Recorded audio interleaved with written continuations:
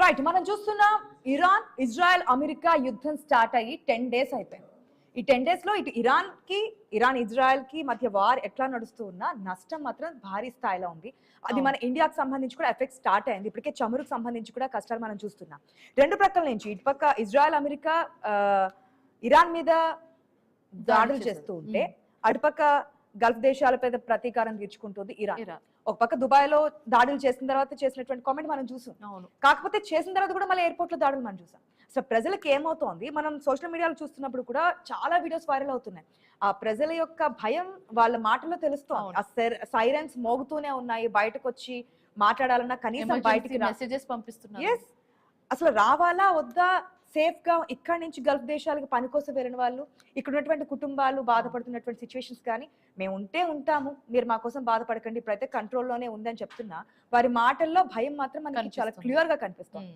Starting Shivani మనం చూస్తే గనక ఎక్కడ స్టార్ట్ అయింది, ఇజ్రాయెల్ అటాక్ చేసింది, ఆ తర్వాత అమెరికా సపోర్ట్ చేస్తుంది అని అనుకున్నాం. కానీ బహిరంగంగా అమెరికా స్టార్టింగ్ లో ఇండైరెక్ట్ గా అటాక్ చేస్తుందేమో అనుకున్నాము అమెరికా, కానీ లేటర్ అది మెల్లమెల్లగా మేము ఇన్వాల్వ్ అయి ఉన్నామని అమెరికా కుండబద్దలు కొట్టేసింది. ఆఫ్టర్ దట్ ఇరాన్ కూడా అంటే ఎక్కువ రోజులు నిలబడదేమో యుద్ధంలో, కాలబేరానికి వస్తుందని చెప్పి అమెరికా ఇజ్రాయెల్ భావించినా ఇప్పటికి 10 days అయింది, ఇంకా ఎక్కడ వెన్నుచూపకుండా ఇరాన్ కూడా అదే పట్టుదలతో ముందుకెళ్తోంది. మనం గతంలో అనుభవాలను చూసుకున్న ఇరాన్ ఇదే స్ట్రాటజీ ఉపయోగిస్తూ ఉంటుంది. వాళ్ళ రెడ్ ఫ్లాగ్ కూడా ఎగరేశారు. అంటే ఏదైతే అలితుల్లా ఖమేని సుప్రీం లీడర్, ఇప్పుడు కన్నా మొన్న చనిపోయిన ఆయన చనిపోయినప్పుడు చంపేశారు కాబట్టి మేము రెడ్ ఫ్లాగ్ ఎగరేస్తున్నాము, మా ప్రతీకారం తీర్చుకుంటాము, అది అయిన తర్వాత మళ్ళీ రెడ్ ఫ్లాగ్ దించేస్తామని చెప్తున్నారు. సో దానికోసం సపోర్ట్ చేసినటువంటి దేశాలు ఉన్నాయి. ఇటు ఇరాన్ కి సపోర్ట్ చేసినటువంటి దేశాలు ఉన్నాయి, అటు ఇజ్రాయెల్ అమెరికాకి కూడా సపోర్ట్ చేస్తున్నటువంటి దేశాలు ఉన్నాయి, ఇండైరెక్ట్ గా సపోర్ట్ చేస్తున్నారు. ఇవన్నీ నడుస్తున్నాయి. కానీ స్టార్ట్ అయిన 7 daysకే, ఇరాన్ ఇజ్రాయెల్ వార్ స్టార్ట్ అయిన 7 daysకే మనకి చమురు ధరలు ఇక్కడ పెరిగిపోయాయి. అవును, అసలు గ్యాస్ బండ సామాన్య ప్రజల దగ్గరికి వెళ్ళి అడిగితే మన ప్రతినిధులు వారు ఇచ్చినటువంటి సమాధానం పెరగకపోతే ఆశ్చర్యపడాలి తప్ప పెరిగితే ఆశ్చర్యమే ఉందని చెప్పి.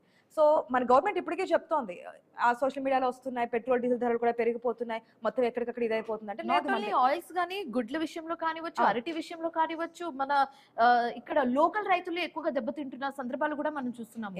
ఎందుకంటే ఎక్కడో వార్ జరుగుతుంటే మనకేమవుతుందిలే అనుకున్న సందర్భం కూడా లేదు. బట్ ఇక్కడ ఎక్స్పోర్ట్స్ అండ్ ఇంపోర్ట్స్, ఎగుమతులు దిగుమతులు ఎప్పుడైతే మొత్తం ఆగిపోయింది కదా, అవును, హార్మోజ్ జలసంధి ఏదైతే క్లోజ్ చేశారో దీనివల్ల మొత్తం ఎక్కడికక్కడ ఆగిపోయాయి.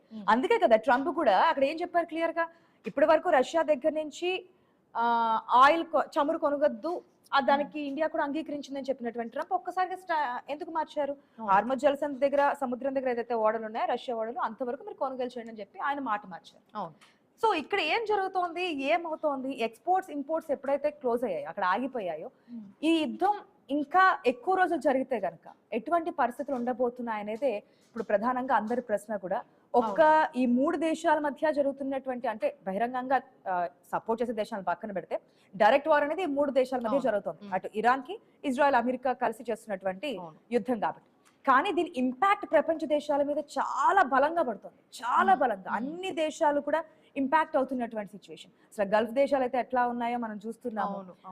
చాలా వరకు కూడా ప్రాణాలు అరచేతిలో పెట్టుకునే ఉంటున్నారు, బయటకు కూడా రాలేని సిచ్యువేషన్. అసలు బయటకు వద్దామంటే సైరన్స్ మోగుతున్నాయి, మళ్ళీ లోపలికి వెళ్తున్నారు. ఏం జరుగుతుందో, ఎప్పుడు డ్రోన్లు పడతాయి, ఏ బిల్డింగ్ కుప్ప కూలిపోతుందో అన్న భయంతో బిక్కుబిక్కుమంటూ అక్కడ ఉంటున్నారు, అక్కడ ఉన్న వాసులు కూడా. ఇంతకు ముందు మనం మాట్లాడాము, మనం సర్చ్ చేసిన దాంట్లో కొన్ని పాయింట్స్ కూడా చూసుకున్నాం కదా. అంటే ఏంటి, ఇప్పుడు అమెరికా ఇంకా ఇజ్రాయెల్ సంయుక్తంగా చేసిన దాడి, ఇరాన్ మీద చేసిన దాడిని చూసుకుంటే, ఇప్పుడు లెట్స్ టాక్ అబౌట్ ఇరాన్ ఇంకా ఇజ్రాయెల్, మెయిన్ గా ఈ కంట్రీస్ మీద ఎక్కువగా దాడులు జరిగాయి. సో వీటి రెండింటిని కంపేర్ చేసుకుంటే ఎంతవరకు ప్రాణ నష్టం జరిగింది, ఎంతవరకు ఆస్తి నష్టం జరిగింది అనేది అంచనా అందరూ కూడా తెలుసుకోవాలని అనుకుంటున్నారు. సో ఓవరాల్ గా ఎంతవరకు నష్టం జరిగింది అంటారు?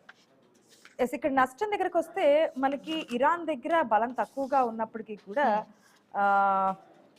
నష్టం అయితే భారీగానే జరిగిందని చెప్పొచ్చు. ఇరాన్ విషయంలో ఒక్కసారి ఏమైనా ఫిగర్ ఎక్స్పెక్ట్ చేయగలవా, ఎంత ప్రాణ నష్టం జరిగి ఉండొచ్చు అనేది ఈ 10 days లో? ఒక స్కూల్ దాడికి సంబంధించి మనం విన్నాం 160-185 స్టూడెంట్స్ చనిపోయారు. సో స్కూల్లోనే అంతమంది చనిపోయి ఉంటారంటే ఇంకా కంట్రీలో ఎంతమంది చనిపోయి ఉంటారు? ఒక 5 million వరకు, మిలియన్స్, 500 500 వరకు ఉంటుందా? మీ అంచనా దగ్గర కూడా వెళ్ళే. 500 ఇరాన్ లో 500 మెంబర్స్ కాదు కాదు, ఎంత? 1200 to 1330 మెంబర్స్ అంచనా వేస్తుందంటే అఫీషియల్ గా వచ్చినటువంటి ఇన్ఫర్మేషన్ ప్రకారం 1200 నుంచి 1330 మంది వరకు చనిపోయారు. ఓకే, ఇరాన్ లో జరిగినటువంటి ఎఫెక్ట్ ఇది. ఇది ఇరాన్ లో జరిగిన సిచ్యువేషన్ ఇది. ఎస్. ఇంతమంది 1300 పీపుల్స్. ఓకే, ఇజ్రాయెల్ విషయానికి వస్తే చాలా తక్కువ మంది, అంటే ఇజ్రాయెల్ ఫస్ట్ నుంచి కోట్ చేస్తుంది అదే, మా దగ్గర ప్రాణ నష్టం జరగలేదు, ఇరాన్ మమ్మల్ని ఏం చేయలేదు అని చెప్తూ ఉన్నారు. కాబట్టి ఇక్కడ నష్టం విషయానికి వస్తే అది వేరే విధంగా ఉంది, కానీ ప్రాణ నష్టం మాత్రం మనకి ఇజ్రాయెల్ విషయం చాలా తక్కువే జరిగింది. 11 to 14 మెంబర్స్ మాత్రమే. జస్ట్ చాలా 14. చాలా చాలా తక్కువ మనకి ఇజ్రాయెల్ కి ఇరాన్ కి కంపేర్ చేసుకుంటే కనుక ఈ ఫిగర్స్ అనేది చాలా. కానీ చాలా డిస్టర్బింగ్ విజువల్స్ మనం చూసాము. అవును. గల్ఫ్ దేశాల్లో జరిగిన దాడులకు సంబంధించి చాలానే వీడియోస్ చూసాము. ఆ వీడియోస్ చూసిన తర్వాత చాలా వరకు ప్రాణ నష్టం జరిగిందేమో అనుకున్నాము. మీకు గుర్తుందా ఫస్ట్ వీడియో మనం ఏం చూసాం, చిన్న పాప చనిపోయింది. అవును, కరెక్ట్. అందరినీ కంటతడి పెట్టించింది. ఈ యుద్ధాల వల్ల అంటే రెండు దేశాల మధ్య జరుగుతున్నటువంటి యుద్ధంలో ఒక పాప చనిపోయింది. అట్లాగే మనకి రిపోర్ట్స్ ప్రకారం, అంటే ఇంతకుముందు మనం సర్చ్ చేసిన దాంట్లో ఫిగర్స్ ఇది, సర్చ్ చేయకుండా అంటే చాలా మంది తెలియకుండా ఉన్నటువంటి ఫిగర్స్ లో ఎంతమంది చనిపోయారు, ఎంతమంది మిస్ అయిపోయి ఉంటారు, ఎంతమంది దాక్కుపోయి ఉంటారు. ఓకే, ఇక నష్టం గురించి కూడా చెప్పారు కాబట్టి ఇరాన్ కి సంబంధించి మనకి చాలా నష్టమే జరిగింది. మిలిటరీ బేస్లు కోల్పోయింది, మిసైల్ సైట్స్ పోయాయి, న్యూక్లియర్ సెంటర్స్ పోయింది, ఎనర్జీ ఇన్ఫ్రాస్ట్రక్చర్ పోయింది, ఆయిల్ సరఫరా పూర్తిగా తగ్గిపోయింది. ఒక్కసారి ఇజ్రాయెల్ విషయానికి వచ్చినా సరే బిల్డింగ్స్ అనే ఇన్ఫ్రాస్ట్రక్చర్ నష్టపోయింది, చమురు కష్టాలు స్టార్ట్ అయిపోయాయి, మనం చూస్తూ ఉన్నాం. ఖర్చు ఎంత అయింది అనేది, ఓకే, అవును, ఇజ్రాయెల్ ఎక్కువ ఖర్చు చేసింది. మీరు గమనించారా, ఇజ్రాయెల్ అమెరికా కలిసి చాలా ఎక్కువ ఖర్చు చేస్తున్నారు. ఎందుకంటే అమెరికా ట్రంప్ కూడా, అధ్యక్షుడు ట్రంప్ కూడా స్టేట్మెంట్ పాస్ చేస్తున్నారు, ఈ వారం రోజులు జరిగిన నష్టం ఇది, ఇంత ఖర్చు అవుతుంది అనేది. ఇజ్రాయెల్ విషయానికి వస్తే కనుక అది ఖర్చు ఎక్కువగా ఉంది అంటున్నారు, కానీ ఇరాన్ కూడా అంతే స్థాయిలో ఖర్చు చేస్తోంది. ఇరాన్ మనకి అసలు ఈ యుద్ధం మొదలైనప్పుడు ఇరాన్ ఇంతలా తెగబడుతుంది, ఇంత ఫైట్ ఇస్తుంది, రివెంజ్ ఇంత వరకు ఫైట్ చేస్తుంది అనేది ఎవరు ఊహించుకోలేదు. అంటే వాళ్ళ దగ్గర న్యూక్లియర్ వెపన్స్ ఉన్నప్పటికీ చాలా తక్కువ సంఖ్యలో, ఇప్పుడు అమెరికాతో పోల్చుకుంటే ఎక్కువ కాదేమో, కానీ ఇంత త్వరగా తిరగబడతారేమో, ఇంత ఘాటుగా తిరగబడతారు అనేది ఎవరు ఊహించలేరు. కానీ చూసాం మనం, ఇంత నష్టం జరిగిందంటే వాళ్ళు ఎలాంటి మైండ్ సెట్ తో ఉన్నారో. కూడా అదే చెప్పారు, ఇరాన్ ఎక్కువ రోజులు నిలబడలేదు, ఏదో ఒక రోజు లొంగిపోక తప్పదు, అందుకే ఇప్పుడు ఇదే సరైన సమయం ఇరాన్ ని చేజిక్కించుకోవడానికి అని చెప్పి ఇజ్రాయెల్ అమెరికా కూడా ఒక స్టాండ్ తీసుకొని అంత పట్టు మీద ముందుకెళ్తున్నారు. మనం చూస్తున్నాం ఎక్కడికక్కడ సభలు కూడా పెడుతున్నారు, బహిరంగ సభలు కూడా పెడుతున్నారు, హాజరు కావాలని చెప్తున్నారు, డిక్లేర్ చేస్తారు. ఆ బ్రేకింగ్స్ మనకి మినిట్ టు మినిట్ అప్డేట్స్ వస్తాయి, మినిట్ టు మినిట్. ఎక్కడో ఇరాన్ ఇజ్రాయెల్ లో జరుగుతున్నటువంటి యుద్ధానికి సంబంధించి మనకేం తెలుస్తుంది అనుకుంటే, ఆ డీటెయిల్స్ కావాలంటే ఐ న్యూస్ స్క్రీన్ చూస్తే చాలు, మనకి మినిట్ టు మినిట్ అప్డేట్ కింద బ్రేకింగ్ రూపంలో ఎవ్రీ మినిట్ అక్కడ జరిగినటువంటి దారుణం కావచ్చు, దాడి కావచ్చు, పాస్ చేసినటువంటి ఇన్ఫర్మేషన్ కావచ్చు, ప్రతిదీ మీ స్క్రీన్ లో చూడొచ్చు.